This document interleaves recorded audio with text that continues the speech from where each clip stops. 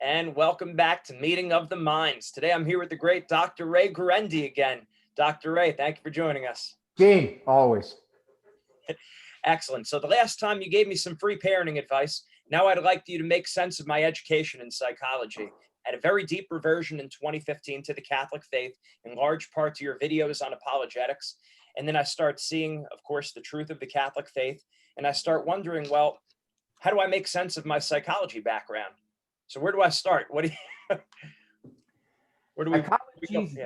Psychology world doesn't think like the Christian world, Gene. They really don't. Right. At a surface level, it sounds similar. Oh, we're supposed to tolerate people. We're supposed to be caring. We're supposed to be open-minded. That is true. But traditional Christian viewpoints on morality especially are anathema to the psychological world. And the clash is getting more glaring. Right. And also just thinking about it, where if we're not acknowledging the soul, if we're coming at it from a very naturalistic, materialistic viewpoint, which the field clearly is, how can a psychologist tell people what to do if we're not even acknowledging that we're composite beings, body and soul?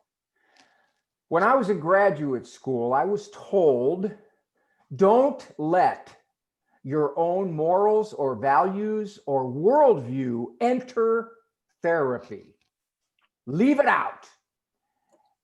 That sounded good on paper, very hard to do in practice.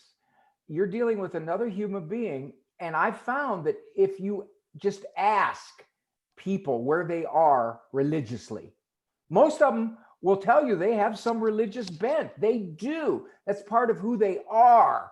So as a therapist, to diligently avoid that, to ignore it, you're going to have a truncated therapy. I'll give you an example. I have people coming to me because their previous therapist told them, get a divorce. This marriage is unhappy, leave. And they said, I'm Catholic or I'm Christian. I don't want to leave. I want to make this work somehow, some way.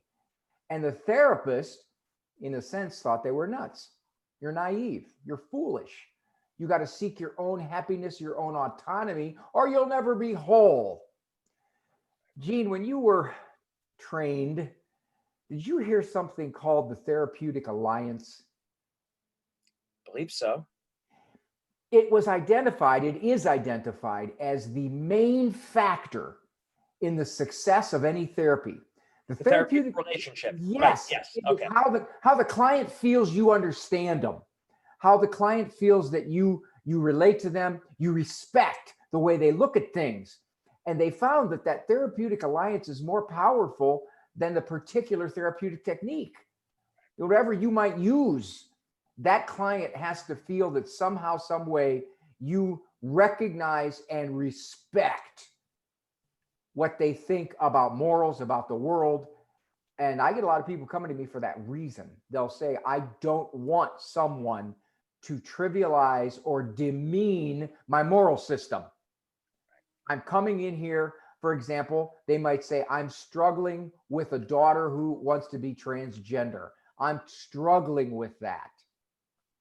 And if I give them just traditional psychological advice, they'll look at me and say, well, that might be fine for someone of a certain worldview, but I have to deal with my own morals about this.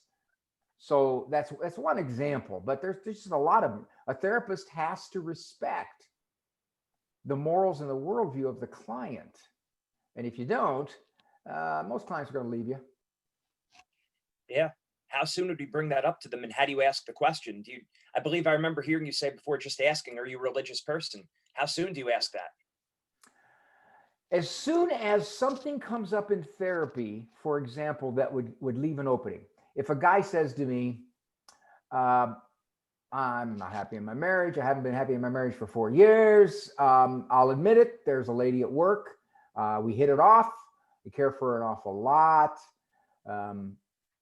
I think my kids will be fine. So we'll talk about the kids, and then I'll say, I know you go to church with your wife. How does your religion enter into this decision?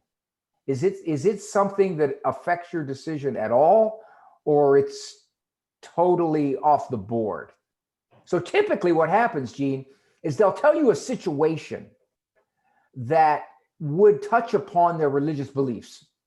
Then you can ask, you can say, okay, you want to do this.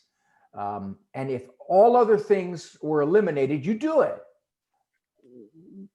What does your religion say about this? Or do you even care? I always ask that too. Do you even care? They'll say, well, I'm Christian, but I think what I'm doing is right. Well, that's a therapeutic dead end. What are you going to do? I mean, for me to try to convince him that what he's doing is not right, I say, well, then what you're telling me is that the morality for you in this is not existent. So we'll have to look at this from real world consequences. You know, will the kids still want to visit you? What happens if you marry this girl and she has a kid and you don't like her kid? And what happens if your wife remarries and they start calling him daddy? And what happens when your 14-year-old has a soccer game and doesn't want to come to your visitation? So that's typically what I have to do with clients who say morality is not part of this. I always tell people, morality is rational. So if you act a certain way, it's going to make sense. If you deviate from that way, you're asking for trouble psychologically, socially, emotionally, behaviorally, familially. You're asking for trouble. So what I do is, if I leave the moral component out of it, I will say, well, let's kind of explore what might happen here if you do that. Okay. And then I'm sure you run into a lot of people who are more cafeteria Catholics. They pick and choose. Oh yeah. So they'll say they're Catholic, but then yeah. But I know I need to be happy and I got to take care of myself before I could help other people. I need to be okay. Go ahead. I call it the new atheism. See, the old atheist made sense. There is no God. Now, if that premise is correct, there is no God, then I can do what I want as long as I don't get caught and it's not illegal. That makes sense logically, even though your premise is wrong. The new atheist makes no sense. There is a God, but he thinks just like me. That's a much tougher atheism to get through. The old atheist would be open to maybe evidence and reason. The new atheist says, I know what God's like. I know he's there. I believe in him. I know what he's like. He would want me to do this. He wouldn't have any problem with me leaving my wife and kids in this situation. He knows I'm miserable. I can't be a good daddy to my kids if I'm this miserable. I think I'm doing the right moral thing. Now you're in trouble. Right. As a therapist, where are you going to go with it? I use this example. How old are your kids, Gene? 1.5 and 3 months. Oh, so they're not giving you any back talk yet. Not yet. Not yet. Okay. Let's say that one of them is 14. Comes to you and says, hey, Dad, I want you to know that I pretty much agree with everything you're trying to teach me. And I'm going to do it. I'm going to do it. Now, there's about 10% that I don't agree with. When that happens, I'm going to decide whether to obey you or not. Dad, you should feel pretty good. I'm a very obedient child. I mean, I'm obeying you 90% of the time. That is off the charts for a 14-year-old. And I ask parents, would that be an obedient child? What do you think they say, Gene? Probably they would say yes, but the answer is no, right? The answer is no. That's right. It's not an obedient child. Why? Because he decides when he will obey. Even if it's only 10% of the time he won't, he still decided that. So that means his authority is above yours.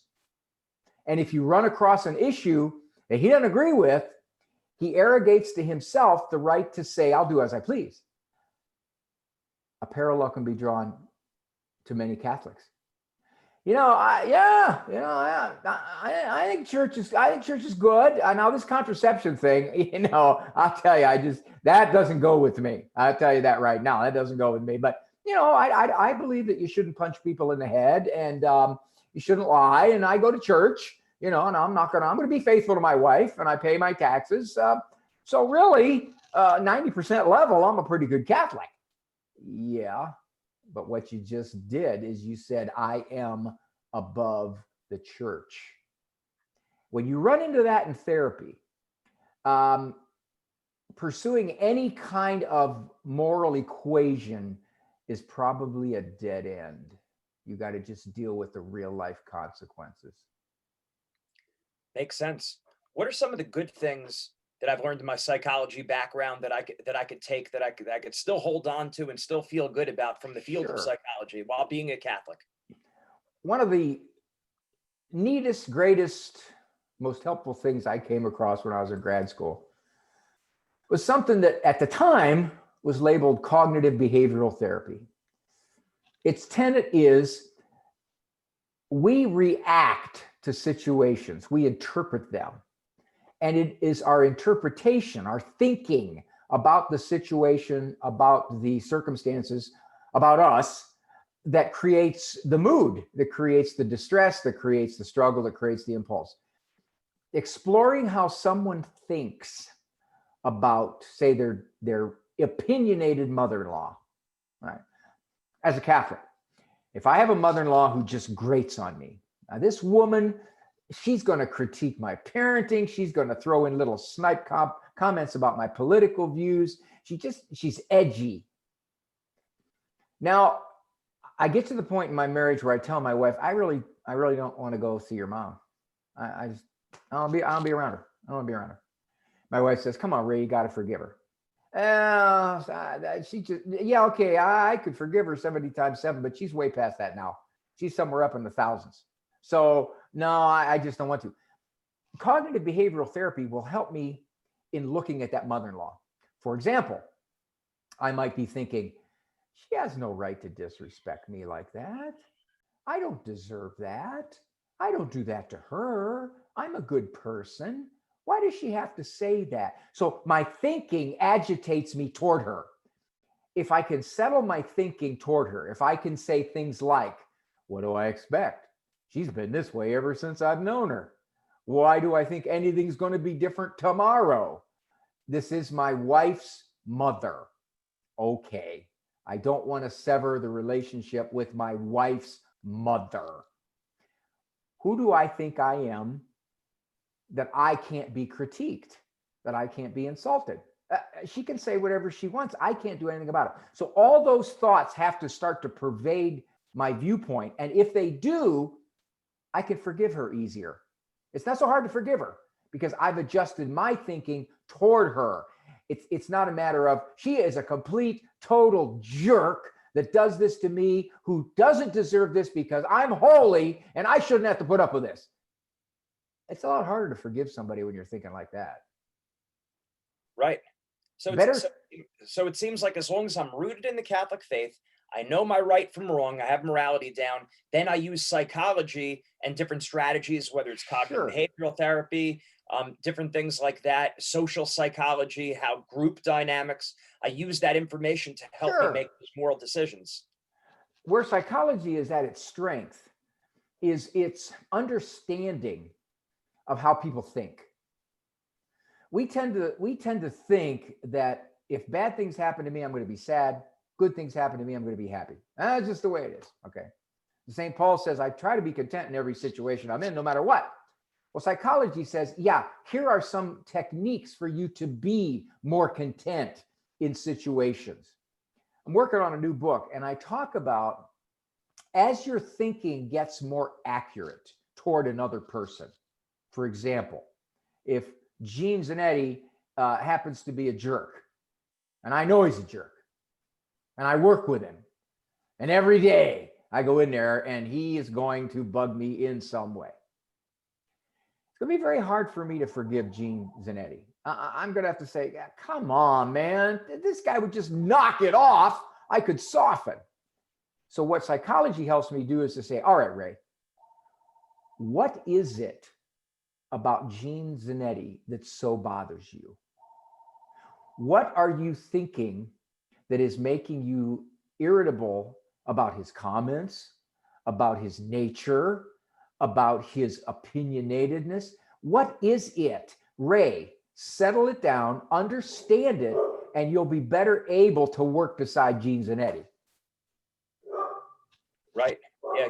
It helps you to navigate through those situations. Also, I remember hearing you say before that when you look at the psychological research, a lot of it winds up confirming the Catholic teachings anyway, which is not surprising because he's the God of truth. It's So very true. I remember hearing you say something about turning the other cheek. That was actually in a scientific journal, Yeah. that instead of just letting your anger out, it's better to turn the other cheek. Can you talk about that, or maybe any other psychological research that you see that confirms the Catholic teachings? Jesus says it is better to serve than to be served. Okay. The leader will be the servant. There is a boatload of psychological research that says when you give of yourself, you're more content.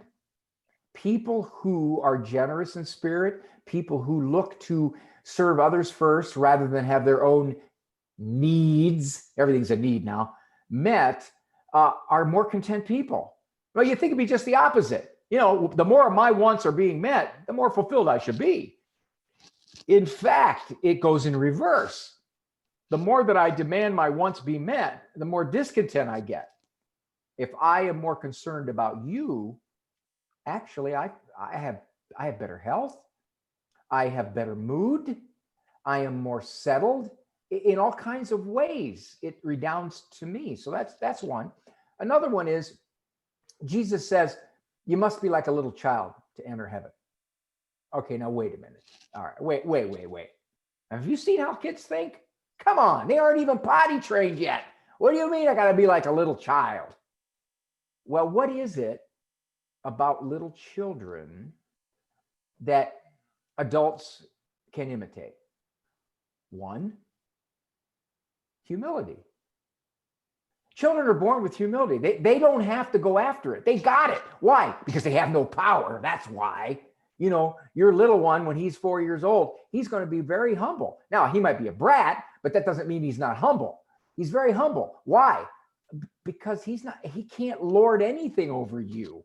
What's he going to say to you? Hey, Dad, play me in badminton, huh? I'll kick your butt. He doesn't have the power to be arrogant.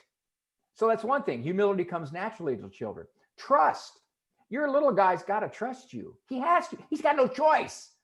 He can't say, well, now if you were a girl, if it's a girl, then by age 3 or so, she's going to be convinced you're totally wrong. But up to that point, she's going to go up to your wife and say, Ma, yeah, you were running things for the first 3 years. I'm here now. Okay. Your little boy, if you have a boy, he doesn't even know he has a mother half the time. So given all that, trust. Kids have to trust. They got no option. That's another thing about children. You know what else? They're resilient. Children are incredibly resilient. Are you familiar with resiliency research? A little bit.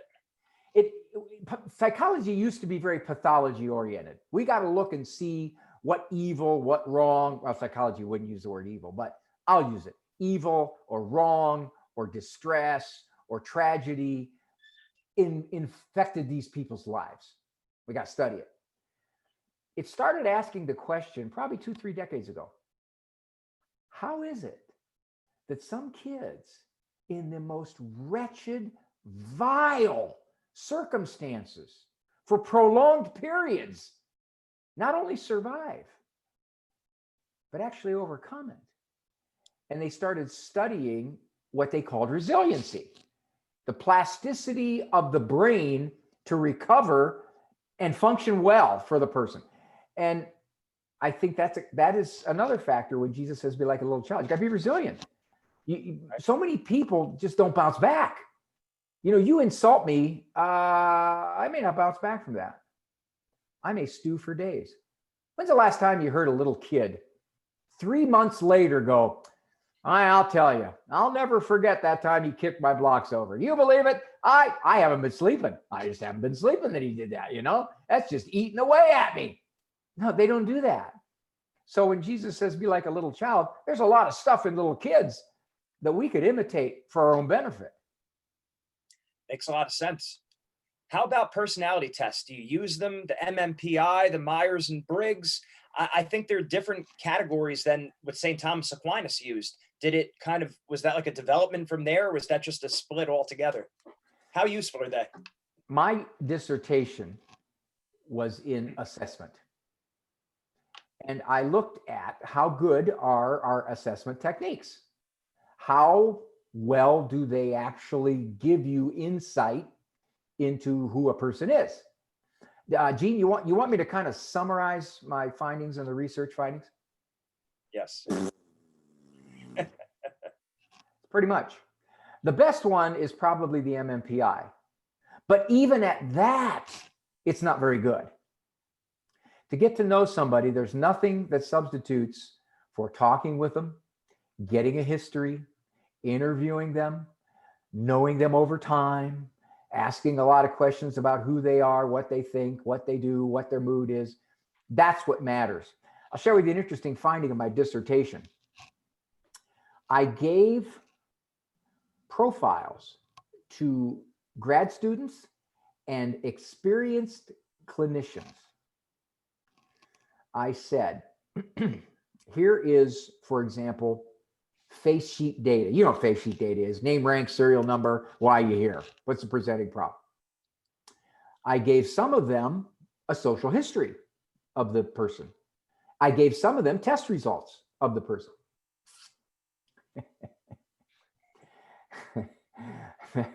The people who had the face sheet data, name, rank, serial number, and presenting problem, described the client as accurately as the people who had the test results. And that's not surprising. A lot of psychological research says that. We tend to predict on the basis of generalities. Well, he's a narcissist. Well, what's that mean? Well, okay, and then we describe a whole bunch of traits that supposedly surround narcissism. And we're probably right some of the time, because that summary label encapsulates some characteristics. Here's the other problem with why personality tests don't work very well. Personality is a very fuzzy concept. If I say Gene Zanetti is an honest guy, now what does that mean? Does that mean you tell your mother-in-law what you think of her? Does that mean you don't cheat on your taxes? Does that mean that if your wife asks you a question, you're going to give her a straight answer? What does honest mean? Okay, and it varies across situations. It's like the person who says, everybody thinks that my daughter is the sweetest, most wonderful girl they've ever met. She's polite and they love to have her for babysitting. You know, at home, she's Lucifer. So personality is very situation specific. And that's why when you have a personality test that tries to describe somebody's characteristics, it's going to fall short, because you always have to ask where and with whom and how much, under what circumstances. You know, what are the things they say about people on the radio or TV? And this, they say it in kind of a surprised admiration. They'll say, you know, I met him and he was the same person in person as he was on the radio or as he was on TV. And they're shocked, okay? Because this persona that we have in this circumstance, that 1 hour per day on air, may not match who I am in person. I could be the biggest obnoxious jerk in person, but on the air, oh my, you know, I'm just so frustrated for you. Thank you. Thank you for that very difficult question. Sometimes people call the radio show and they'll say, Dr. Ray, you are such a good person. And I'll say, you don't know that.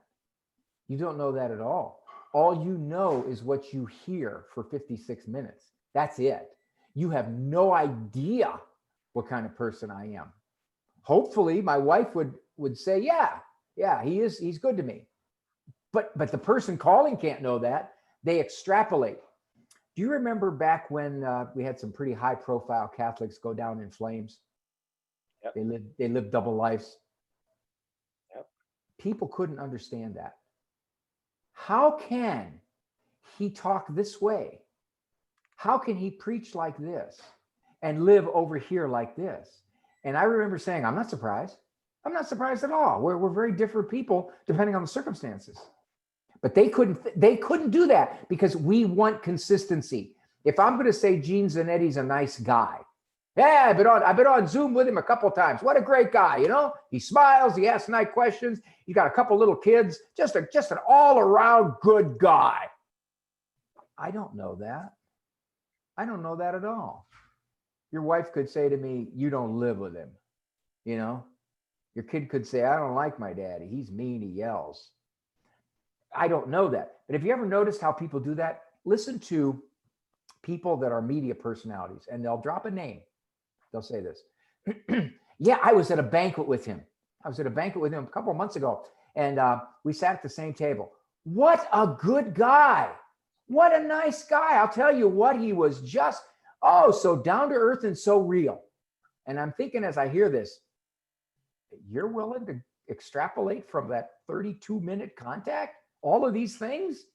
But we want to do that. We summarize personality, and that's why these personality tests don't work very well. You can't summarize personality. That makes sense. But what about certain traits like conscientiousness tends to cluster well or tends to correlate with this? Or an extroverted person tends to do this more, or someone who's higher on the openness scale, they tend to be more liberal, less, they tend to be more conservative. What do we make of that?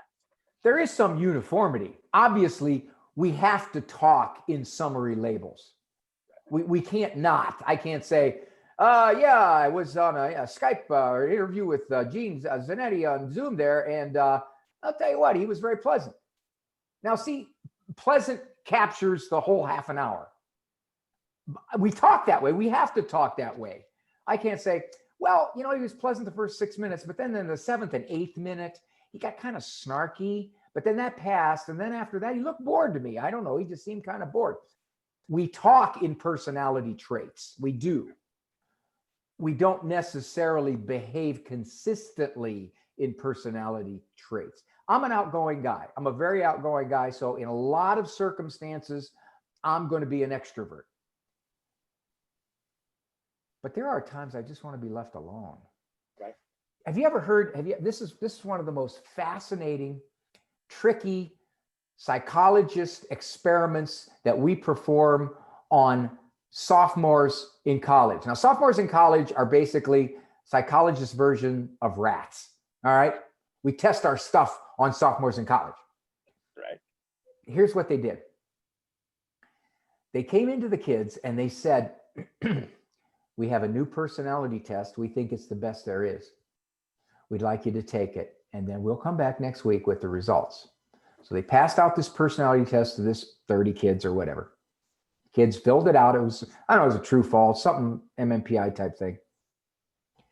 They came back a week later, and they said to the children, we have a summary of your personality on the basis of this test, each of you. So they handed everybody the summary. We'd like you to read it over, and we would like you to rate how accurate this test is, in your opinion. The ratings were very good. Oh, way, way up towards the top of the scale on how well they pinpointed who I am. You know the catch, Gene? What? They gave the same description to every kid. It was descriptions that they called it the Aunt Fanny description. It could fit anybody's Aunt Fanny. There are times when you're happy, but sometimes a mood can overtake you and you just want to be left alone. For the most part, you have a nice circle of friends, but you're picky about your friends and you relate to people who relate well to you. All these kinds of generic cliches, people, oh yeah, that's it. That's why these horoscopes, so many people are into these horoscopes. Look at the language. You're going to meet someone today. Be open to the new person you meet. Well, what are the odds of meeting somebody? Pretty high, really. Okay, my horoscope told me I was going to meet somebody. There you go. Right. Sounds like a meteorologist. Partly cloudy, partly sunny. 30% chance of rain. I'm never wrong. That's right. Last question for you. I know you got to run. A lot of information out there about Jordan Peterson. We're not making a character assessment of him, but what's your take there? What are some of the good things or some of the things you don't care for? What should we take from him? Peterson tapped into where a lot of people are. I find it fascinating that so many psychologists look at what they've been taught as psychologists and they see that much of it doesn't square with reality. And I think that's what happened to Peterson. He looked at the way he was trained, the way he was brought up, the circle he traveled in, and he came to the conclusion that we're missing stuff here.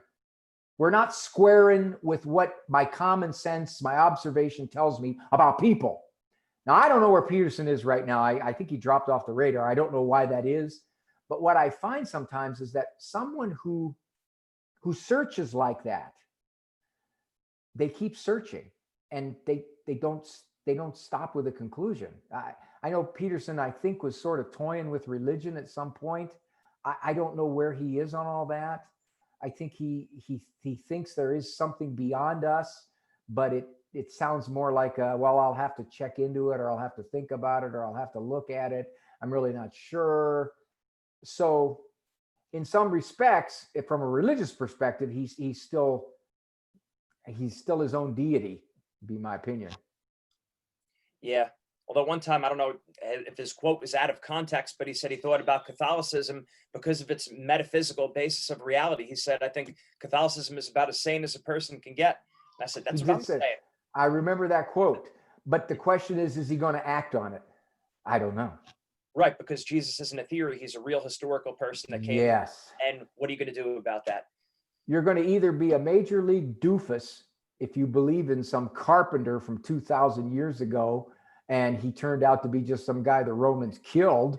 I mean, what an idiot you are to believe in that and to guide your life around it. Or you just made a bet that has an infinite payoff. And you have to wager a bet. Not voting is voting. No middle ground, man. Thank you very much, Dr. Ray. What's the new book coming out so everyone looks for it? Well, the most recent one is Raising Upright Kids in an Upside Down World. The new one I'm working on, don't have a working title quite yet, and I don't want to say it because I think it's a good title and I want somebody to steal it. All right. Excellent. Thank you very much. Yeah. The person that steals it could be a thief, but only in some circumstances. He's not a thief all the time. They're 90% an honest guy. That's exactly. I say this about folks when they're visiting maybe a convict or they're thinking about someone in jail. I say, for the most part, 99.999% of his life, he didn't do anything. It was that 7 seconds that he stabbed somebody. That's what did it. That's right. That's right. Excellent stuff, Dr. Ray. Thank you very much as always. God bless you and your family. Gene, I'll talk to you. Bye. Right. Take care.